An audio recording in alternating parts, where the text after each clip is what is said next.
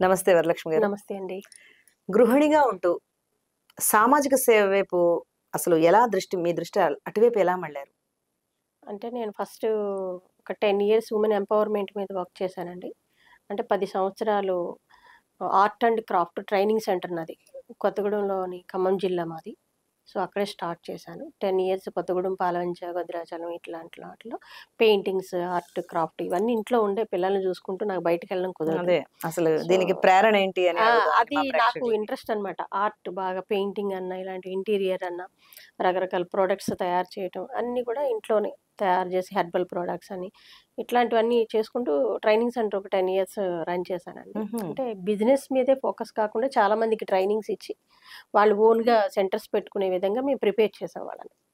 ఆ తర్వాత పిల్లల స్టడీస్ కోసం అని మేము హైదరాబాద్ రావడం జరిగింది. హుహు. అక్కడి నుంచి ఆ ఇంట్రెస్ట్ మీద ఆ ట్రైనింగ్ ఎక్స్‌పీరియన్స్ ఉంది కాబట్టి ఇంకొంచెం ప్రభుత్వంతో గూడా కొలాబరేట్ చేయొచ్చు అని అనేటప్పుడు మేము ఎన్‌జీఓ స్టార్ట్ చేశానండి 2012లో. స్టార్ట్ చేసి అక్కడి నుంచి ట్రైనింగ్ సెంటర్స్ అంటే గవర్నమెంట్‌తో కొలాబరేట్ అయ్యి నిమ్స్ నుంచి ట్రైనింగ్స్ తీసుకోవడం. అలా tailoring, food processing, mobile repairing, artificial jewellery ఇట్లా డిఫరెంట్ డిస్ట్రిక్ట్స్‌లోని 4 జిల్లాలో skill Karimnagar development. Skill development ఇప్పుడు ట్రైనింగ్ ప్రభుత్వం ప్రోగ్రామ్స్. ప్రధానంగా దానికి హ్మ్. ప్రోత్సహిస్తోంది హ్మ్. Skill development. మీరు అవును. ఎన్నేళ్ల క్రితం చేశారు ఇది? ఇది 2012లో స్టార్ట్ చేశాను. ఓహ్! స్టార్ట్ చేసి అక్కడి దాదాపు నుంచి 12 ఏళ్ల క్రితమే ఇది 12 మీరు ఏళ్ల క్రితం ఇది మొదలుపెట్టారు. మొదలుపెట్టాను. ఎంతమంది దాదాపు మహిళలు దీనివల్ల లబ్ధి పొందారు? ఆహ్, దరిదాపుగా 500కి పైగానే మేము ఓకే. చేసి దాన్ని ఇంప్లిమెంట్ చేయడం వాళ్ళ సొంతంగా హుహు. ప్రిపరేషన్ అవ్వడం.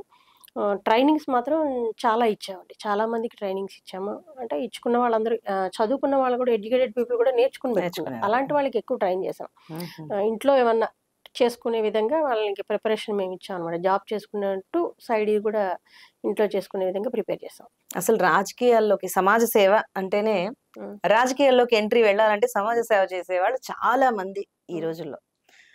అలాంటిది మీరు ఓన్లీ సమాజ సేవకే పరిమితమయ్యి, రాజకీయాలకు అతీతంగా మీరు సమాజ సేవ వైపే దృష్టి పెట్టారు.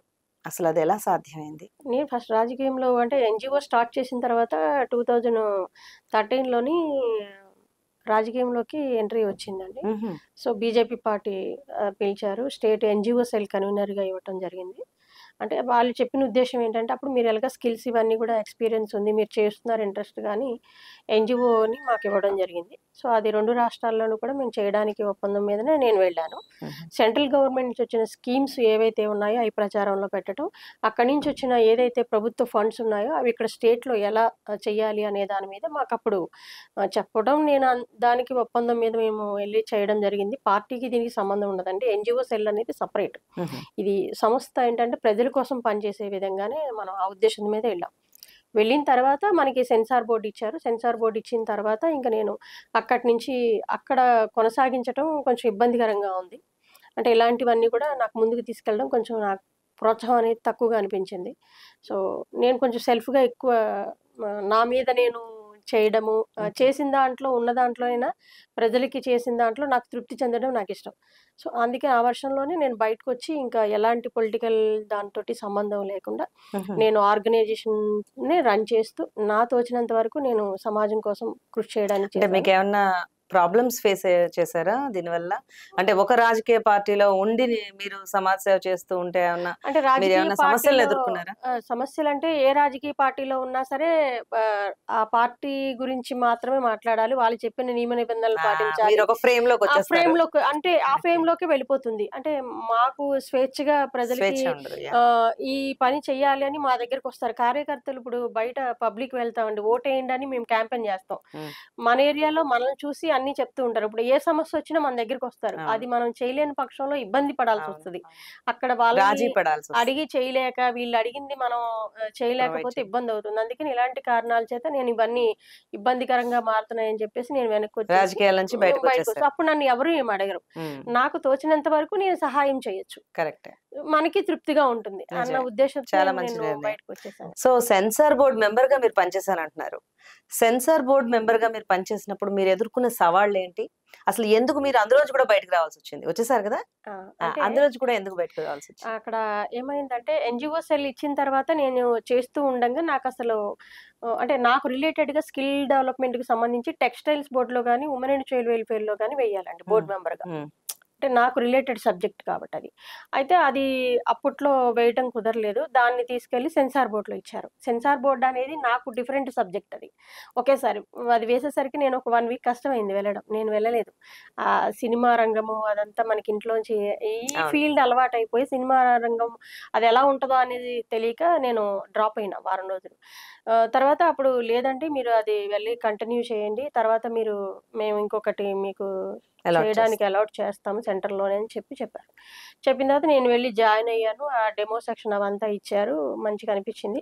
తర్వాత నాకక్కడ తెలిసిన విషయం ఏంటంటే, ఎప్పుడు నేను సినిమా రంగం అంటే సినిమాలో యాక్ట్ చేస్తారు. అదొక డిఫరెంట్ సెక్టార్‌లో మైండ్ సెట్‌లో ఉన్నారు. ఉండేవాళ్ళం మేము. అంటే మా టోటల్లీ పెద్దల డిఫరెంట్ నుంచి ఆపోజిట్. డిఫరెంట్ అవును.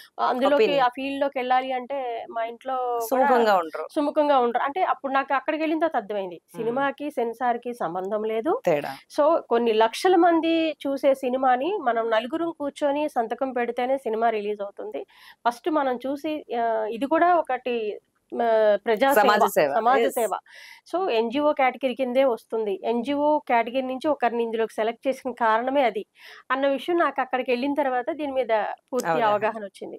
అప్పుడు నుంచి ఇది కూడా నేను చేసే సర్వీసే కదా! అని దాని మీద ఇంట్రెస్ట్ పెట్టి, ఆ సెన్సార్ బోర్డ్‌లో కూడా చాలా బాగా నేను ఎక్కడ కూడా ఒక్కరోజు కూడా కాంప్రమైజ్ అవ్వల. మానకుండా చాలా బాగా దాన్ని ఇంట్రెస్టింగ్‌గా మీరు మీకు చేశాను. నచ్చనివి ఏమన్నా ఇలా సెన్సార్ బోర్డ్‌లో సైన్ చేయాల్సొచ్చినవి లేదా అలాంటివేమన్నా ఉన్నాయా? సినిమాలు గాని, అలాంటివేమీ ఇన్సిడెంట్స్ గాని లేవండి. జ్ఞాపకం ఉన్నవి? అలాంటివేమీ లేవు. నా గురించి ఆల్‌మోస్ట్ అందరికీ తెలుసు. సబ్జెక్ట్ పరంగా నాతో పాటు ఎలా డీల్ చేయాలి, ఎలాంటి సినిమాలకి పిలవాలి, హుహు. ఎలాగ చేయించాలనే దాని మీద అందరికి అవగాహన ఉంది కాబట్టి నాకలాంటి ఎప్పుడు ఇబ్బందేం రాలే. బలవంతంగా పెట్టడం, ఇది చేయాలి, అది చేయాలి అట్లాంటివి ఏమి ఉండవండి. ఇబ్బందులేం లేవు. నా ఇచ్చే సినిమాలను బట్టి నా ఒపీనియన్ నేనక్కడ ఖచ్చితంగా మీ మాటల్లోనే ఒకసారి విన్నాను. అసలు ఏ సర్టిఫికేట్ అవసరమా అని ఒక చోట అన్నారు మీరు. అవును. నిజంగా ఏ సర్టిఫికేట్ అవసరమా? ఎందుకంటే చూసే సినిమాలన్నీ అలాగే ఉన్నాయి. అవును. అన్నీ ఏ సర్టిఫికేట్ లాగే ఉన్నాయి. ఇప్పుడు యూత్ సర్టిఫికేట్ హ్మ్. హ్మ్. తోటొస్తున్నాయి. హ్మ్. సో, ఏ సర్టిఫికేటే ఎందుకు అని ఒక చోట ఎక్కడో సందర్భంలో చెప్పారు మీరు. చాలా చోట్ల దాని గురించి చెప్తున్నానండి. చెప్తారా? ప్రతిసారి నేను ఎళ్ళినప్పుడల్లా చెప్పాల్సొస్తుంది. ఎందుకంటే అక్కడికెళ్ళిన తర్వాత యూ అంటే ఏంటి? ఏ అంటే ఏంటి? యూ బై ఏ అంటే ఏంటనేది మనకర్థమైంది. అసలు సో, ఏంటి ఏ చెప్పండి నిజంగా? కేటగిరీకి ఏ అంటే ఏంటి? యు అంటే ఏంటి? యు బై ఏ అంటే ఏంటి? కొంతమందున్నారు నాలాంటి వాళ్ళు తెలియని వాళ్ళు వాళ్ళకి చెప్పండి. అంటే యూ బై ఏ అంటే మిడిల్ వస్తుందండి. యూ ఆహా! అని కంప్లీట్‌గా ఇచ్చారంటే అది మంచి సినిమా అన్నట్టు. ఇంకది హుహు. దాంట్లో ఎలాంటివి లేదు. అందరూ అభ్యంతరకరమైనవేమి ఉండవు. అభ్యంతరకరం ఏముండవు. హ్మ్. చక్కగా మంచి ఫిల్మ్ అనేది వస్తది. యూ బై ఏ అంటే మిడిల్ అన్నమాట. ఎంటర్‌టైన్‌మెంట్ అన్ని రకాలు ఉంటాయి. దానికో మిక్స్‌డ్. హుహు. అంటే ఇంక దానికొక హింస. లిమిట్ చక్కగా సరిపోతుందది హుహుహు. జనాలకి. యూబై ఓకే. అంటే అన్ని రకాలు ఉంటాయి అందులో. కానీ లిమిట్‌లో ఉంటుంది. అందరూ చూసి ఆదరించాల్సింది. ఇంకా ఏ అనేటప్పటికొచ్చేటప్పటికి దాంట్లో అన్నీ ఉండకూడనివన్నీ దాంట్లో ఎక్కువుంటాయి. హింస, శృంగారం అంటే అన్నీ. దాన్ని దాటిపోయి పెడతారు. క్రైమ్ హ్మ్. గాని, హుహు. ఎక్కువ సో, చూపించేవి గాని, కొంత మత వయసొచ్చాక విద్వేషాలకు చూడకూడదు. దాటిన తర్వాత గాని, అనేక రకాలు గూడా ఇందులో ఉంటాయన్నమాట. ఓకే. ఇది ఇచ్చారు అనంటే, ఈ ఏజ్ పిల్లలు చూడకూడదనేది నిబంధన ఉంటుంది దానికి. ఓకే. ఇన్ని సంవత్సరాలలోపు పిల్లల్ని చూడకూడదని. అందుకనే అసలు దాంతో అవసరం లేదు. You by A enough. అన్ని రకాలు అందులో వచ్చేస్తే జనానికి ఎంతవరకు అవసరమో అంతవరకు సరిపోతుంది. మీరు ఏ సర్టిఫికేట్ అనేది పెట్టి, మీరు డైరెక్టర్స్‌కి ఫ్రీడమ్‌నిచ్చి, మీరు ఏది పడితే అది చేయమనిచ్చి, అది తీసుకొచ్చి సెన్సార్ బోర్డ్‌లో ఇచ్చి, అది ఇన్ని సంవత్సరాల లోపని చెప్పి దానికి సెన్సార్ పెట్టి దాన్ని వదలడం. అది ఇక్కడ బయట సినిమా రిలీజ్ అవ్వదు. సినిమా రిలీజ్ అవ్వకపోయినా దాన్ని మళ్ళీ ఓటీటీ ప్లాట్‌ఫార్మ్ గాని, యూట్యూబ్‌లో హ్మ్. గాని రిలీజ్ చేయటం. అది చిన్న పిల్లలేంటి, పెద్దోళ్ళేంటి అందరూ అందరూ దాన్ని చూడడం. చూడటం. ఈ విధంగా ఉన్న సమస్యలే చాలవన్నట్టు ఫోనో సైడ్స్ ఒక పక్క నుంచి యూట్యూబ్ ఛానెల్స్, టీవీ ఛానెల్స్ ఇన్ని రకంగా ప్రజల మీద, పిల్లల మీద ప్రభావం చూపిస్తున్నప్పుడు మీరింక ఏ సర్టిఫికేట్ దేనికోసము అని నేనంటున్నాను. ఓకే. అది సో, అవసరం ఇప్పుడు లేదు. ఓటీటీలో అలాంటివేం లేవు గదా! ఇది ఓన్లీ ఫిల్మ్. ఓటీటీకి సెన్సార్ ఉండాలి కంపల్సరీ. అదే కానీ ప్రస్తుతానికి లేదు కదా! అంటున్నా. సెన్సార్ లేదు. నేననేదేంటంటే మరి ఓటీటీ ప్రతి ఇంటిలోకి వెళ్ళిపోయిందిగా. వెళ్ళిపోయింది.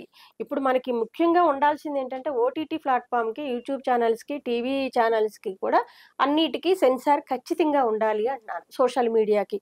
ఇవి అవసరం కదా! ఇప్పుడు దూరదర్శన్‌కి సెన్సార్ ఉంది. ఈ సెన్సార్ బోర్డ్‌లో ఏ సర్టిఫికేట్ అవసరం లేదండి. సరిగ్గా చెప్పాలంటే. అదేదో ఉన్నది దాన్ని మార్చుకుంటాం, సరిచేయటం ఇయన్నీ అవసరం లేదు. బ్రిటిష్ వారి చట్టాలు మార్చలేదండి ఇప్పుడు? హ్మ్. అమల్లోకి రావట్లేదా? ఇప్పుడు యెస్. ఏ సర్టిఫికేట్ కావాలి అని ఏ జనం అడిగారండి? ఇది ఉండాలి అని ఖచ్చితంగా రూలా మీకేమన్నా? అందులో అశ్లీలత పెరిగితే జనంకి ఇబ్బంది గదా! యూబీఐలో లిమిట్‌గా ఉంది గదా! సరిపోతుంది గదా అది. దీన్ని ప్రత్యేకంగా ఎందుకు ఎంకరేజ్ చేయాలి? దీని వైపు కోణంలో ఆలోచిస్తే నాకు సంబంధించిన ఒపీనియన్ నేను చెప్తున్నానండి. అనేది అవసరం లేదు. ఇది నేను సెన్సార్ బోర్డ్‌లో నా ఎక్స్‌పీరియన్స్‌ని నేను చెప్తున్నాను నేను. ఓకే. అక్కడ అది ఆ పాయింట్ నాకు అది అనిపించింది. ఇలా ఉండకపోతే మ దానివల్ల ఉంటుంది. దీని నుంచి ఎఫెక్ట్ ఎక్కడ పడుతుంది అంటే సోషల్ మీడియా గాని, అన్నిట్లి మీద ఈ ఓటీటీ ప్లాట్‌ఫార్మ్ గాని ఇవన్నీ పడుతున్నాయి. సో, వీటికి సెన్సార్ ఎక్కడుండాలి? ఎక్కడ సెన్సార్ ఉండకూడదు? ఏమేమి మార్పులు చేయాల్సిన అవసరం ఉందనేది మనం కేంద్ర ప్రభుత్వానికి ఇవ్వడం జరిగింది.